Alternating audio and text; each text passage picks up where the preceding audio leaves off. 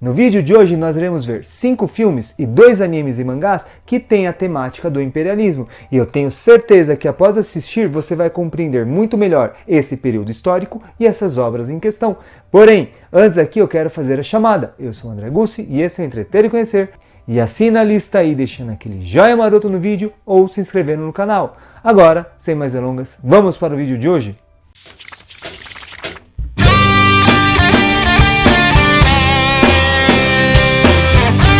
Uma das melhores formas de estudar história é fazendo uso de recursos midiáticos de filmes, jogos, animes, mangás e tudo mais.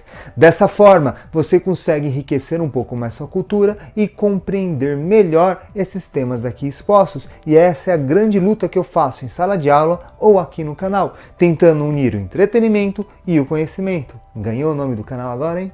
Sim, sim, não? Agora todas as peças se encaixaram!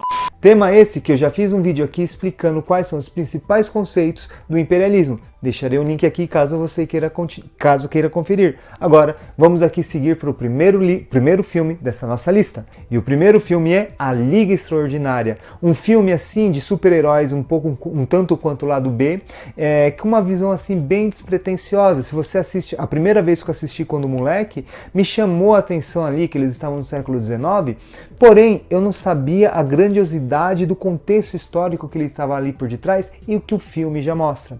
Uma das principais características do imperialismo foi a disputa entre as potências europeias, Estados Unidos e Japão. E ali nesse filme, isso no início fica muito claro. Por quê? Está lá na Alemanha, um banco é roubado. E o ladrão deixa indícios que quem roubou esse banco foi um inglês. Por quê? A Alemanha era a maior rival da Inglaterra nesse período. Ela cresceu, dos outros países na verdade, não só da Inglaterra, tá? Ela cresceu de forma muito intensiva a sua economia, gerando guerras contra a França e gerou uma tensão muito grande. Então, aqui mostra isso, que os ingleses roubaram a Alemanha, os alemães ficam nervosos. Na cena seguinte, um banco da Inglaterra está sendo roubado e o ladrão deixa indícios que foram os alemães. Aí vai lá os ingleses contra os alemães e tudo, meio que fomentando para começar uma guerra. Na cena seguinte, vai um cara lá na África do Sul tentar resgatar o herói lá que sai dando tiro lá, que ele é muito bom com a arma. E ele fala, ó, vem aqui lutar na guerra e tudo mais. E o camarada diz, olha, na boa, já lutei bastante, agora eu quero paz.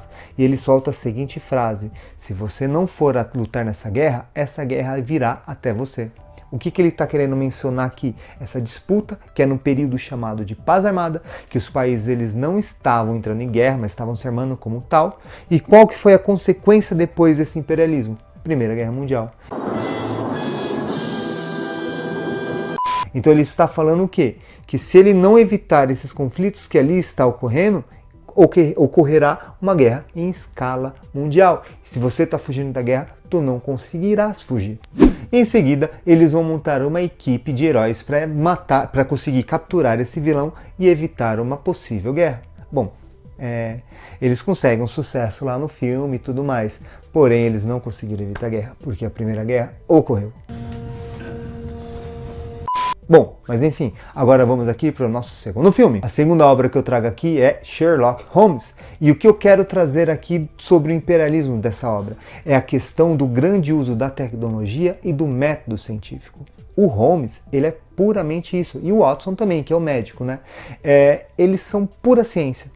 E lá, a todo momento, eles ficam usando recursos tecnológicos novos, que no século XIX eram, nossa, que magnífico, que novidade e tudo mais. Para quem assistiu os principais filmes e algumas séries, consegue perceber isso. Então, o Sherlock Holmes é um homem da ciência. E a ciência, inclusive, a razão, o método científico e tudo mais, que vinha, assim, com uma briga ferrenha contra a igreja, o pensamento mítico, tudo, lá do Renascimento, Iluminismo e tudo mais. No século XIX, a ciência vence, tanto que nós estamos aqui vivendo o fruto desse progresso.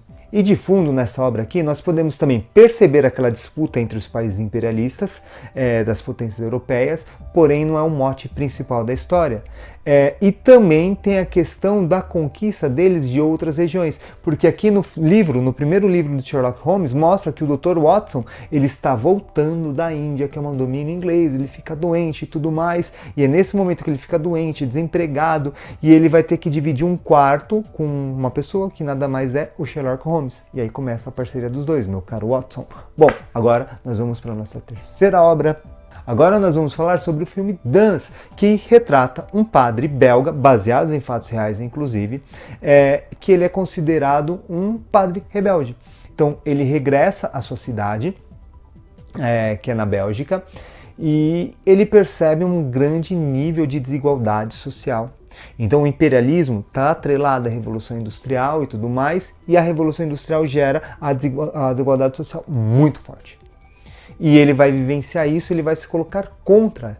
E ele vai, logicamente, que ele vai se colocar contra também os donos das indústrias e o governo e tudo mais. Vai gerar uma polêmica e a forma que ele vai tentar resolver isso é entrando na política. E o filme, assim, na verdade, ele traz como mote a democratização, porque o Dance ele vai lutar para a democratização do voto, porque nesse período aí, principalmente na Bélgica, em vários lugares, até no Brasil inclusive, o voto era censitário, ou seja, só votava quem tinha dinheiro. Porém, nesse filme tem um outro detalhe que eu quero ressaltar, que os industriais belgas, eles estão preocupados porque os outros países vizinhos, principalmente Inglaterra, Alemanha, França, entre outros, eles estão barateando a sua produção e ganhando a concorrência. Isso está preocupando. Qual é que vai ser a solução dos industriais belgas para conseguir concorrer com os demais? Abaixar o preço da mão de obra. Ou seja, o operário que já ganhava pouco vai ganhar menos ainda.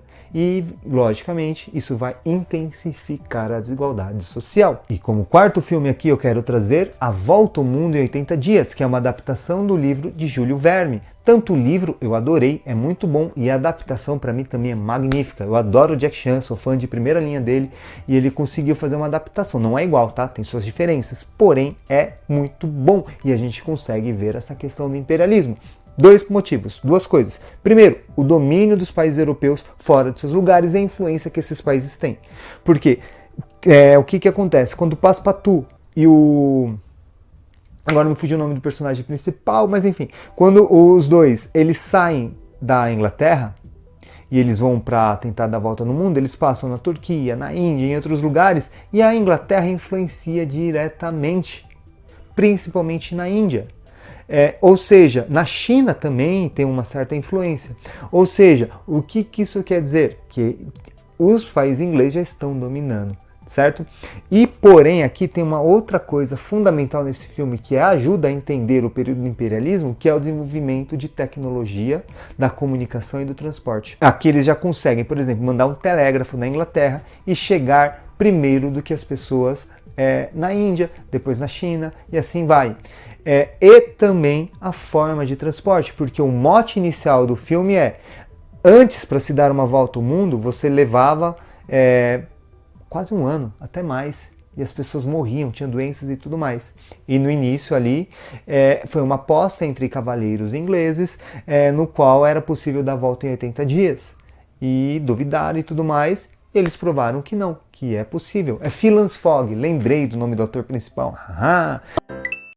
No qual Phileas Fogg, ele fala, não, é possível, e eu vou provar. Ele deu a volta, na verdade, em 79 dias, nem foi em 80, hein? Ele chegou lá, ficou descansando e foi ganhar o seu prêmio. E o quinto filme é O Último Samurai, que é uma obra belíssima, um dos filmes que eu mais gostei de assistir, tanto na parte artística, encenação e também histórica. Ele é completo em todos os sentidos. Esse filme aqui eu quero ressaltar duas coisas. Primeiro, o poderio dos Estados Unidos e do Japão. Os demais trabalham a questão europeia, principalmente inglesa, e também França, Bélgica, mas enfim, o grande mote é isso. E aqui vai trazer Estados Unidos e Japão ao mesmo tempo. Mostra no início, primeiro, o Nathan lá nos Estados Unidos, ele é um herói de guerra, mas ele é muito ressentido pelo que ele fez, que ele matou as tribos indígenas e tudo mais.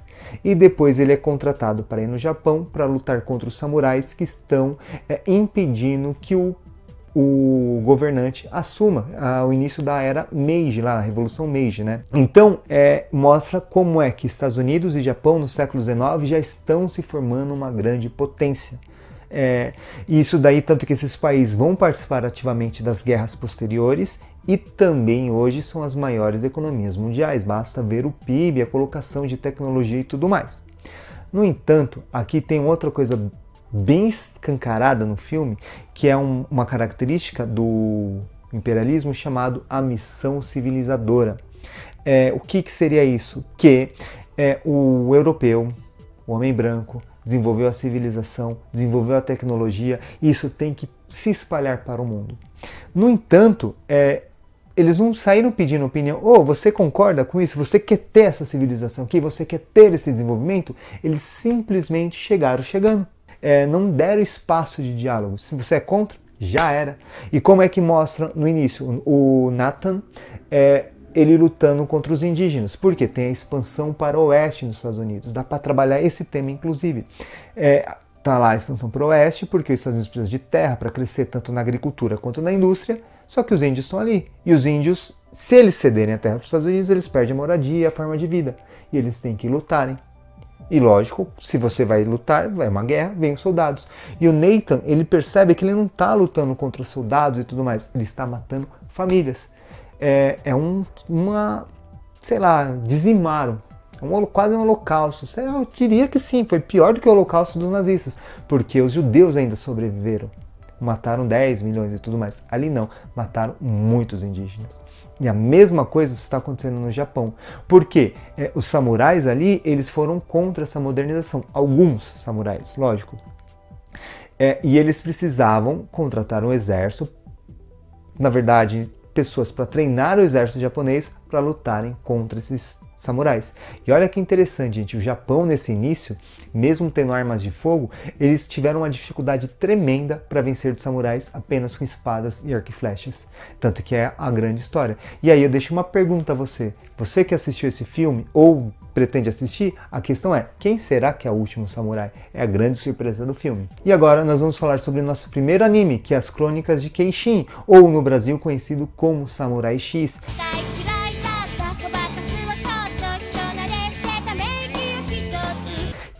Esse anime, inclusive, ele trata no período posterior ao Último Samurai, porque no filme O Último Samurai é o conflito da Era Meiji. E esse anime mangá, ele pega esse período que o Imperador Meiji ele já começa, quer dizer, que o Imperador começa essa Era Meiji impondo esses novos ditames. E ali mostra muito grande esse choque cultural, no qual vai se modernizando, vai se ocidentalizando a cultura japonesa e aos poucos vai saindo aquela tradição japonesa, dos samurais e tudo mais. Porém, o Kenshin, Samurai X, que na verdade aquilo é uma cruz, para quem assiste sabe, tal, não é um X, depende da perspectiva, se você mudar ali você vai perceber.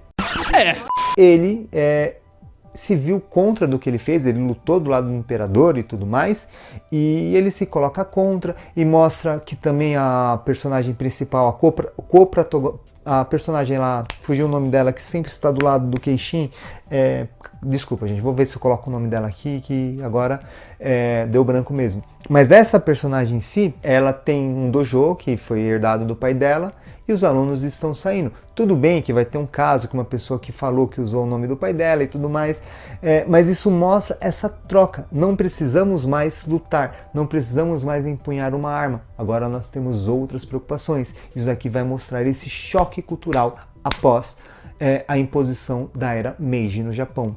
E por último aqui eu quero trabalhar a nossa sétima obra, que é Retalha, que é um anime e mangá que faz piadas referentes à Segunda Guerra Mundial.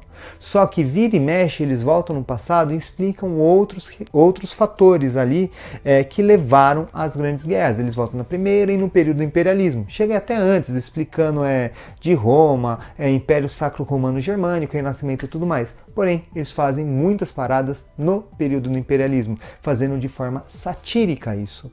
No entanto, se você lê ali sem o conhecimento histórico, você dá risada e tal. Porém, ali é muito baseado em história, tanto que eu já tenho uma série toda dedicada a Retalha. vale conferir. Então fica assim, minha gente. E para encerrar, eu queria fazer a seguinte pergunta. E você, já assistiu ou leu alguma dessas 7 obras? Conseguiu fazer a relação com história? Se sim, deixa aqui no comentário conosco. E, lógico, não poderia deixar de fazer a sessão de agradecimentos, que como sempre vai a Línia, minha esposa, na ajuda e estrutura que ela me dá no canal, com o Wesley, que está me ajudando no projeto aí de fazer uma inovação no ensino e também aqui no canal. Valeu, Wesley, estamos juntos. E lógico, não poderia de deixar de agradecer a você que assistiu até aqui.